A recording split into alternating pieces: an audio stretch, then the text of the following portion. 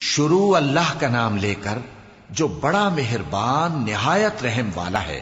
میں روز قیامت کی قسم کھاتا ہوں اور نفس لوامہ کی قسم کھاتا ہوں کہ سب لوگ اٹھا کر کھڑے کیے جائیں گے۔ کیا انسان یہ خیال کرتا ہے کہ ہم اس کی بکھری ہوئی ہڈیاں اکٹھی نہیں کریں گے؟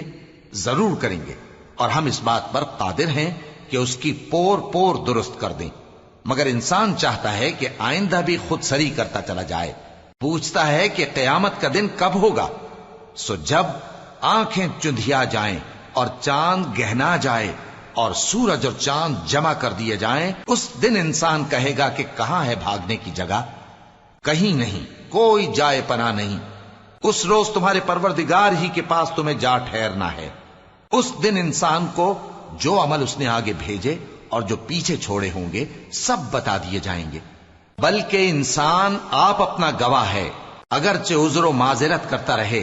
اور اے پیغمبر صلی اللہ علیہ وآلہ وسلم، وحی کے پڑھنے کے لیے اپنی زبان کو تیز تیز حرکت نہ دیا کرو کہ اس کو جلد سیکھ لو۔ اس کا جمع کرنا اور پڑھانا ہمارے ذمے ہے، سو جب ہم اسے پڑھا کریں تو تم اس کو سنا کرو اور پھر اسی طرح پڑھا کرو، پھر اس کے معانی کا بیان بھی ہمارے ذمے ہے۔ مگر لوگو، تم دنیا کو دوست رکھتے ہو اور آخرت کو چھوڑے دیتے ہو۔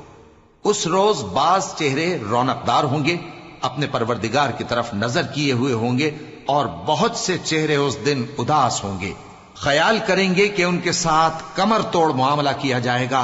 ہاں، جب جان گلے تک پہنچ جائے اور لوگ کہنے لگیں اس وقت کون جھاڑ پھونک کرنے والا ہے، اور اس جاں بلب نے سمجھا کہ اب جدائی کا وقت ہے اور پنڈلی سے پنڈلی لپٹ جائے، اس دن تجھ کو اپنے پروردگار کی طرف کھینچے چلے چلنا ہے۔ پھر ایسے مغرور نے نہ تو پیغمبر صلی اللہ علیہ وآلہ وسلم کو سچا جانا اور نہ نماز پڑھی، لیکن جھٹلایا اور منہ پھیر لیا، پھر اپنے گھر والوں کے پاس اکڑتا ہوا چل دیا۔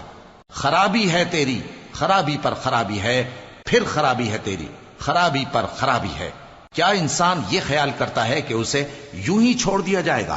کیا وہ منی کا جو ٹپکائی جاتی ہے ایک قطرہ نہ تھا، پھر لوتھڑا ہوا، پھر اللہ نے اس کو بنایا، سو اس کے اعضاء کو درست کیا، پھر اس کی دو قسمیں بنائیں، مرد اور عورت۔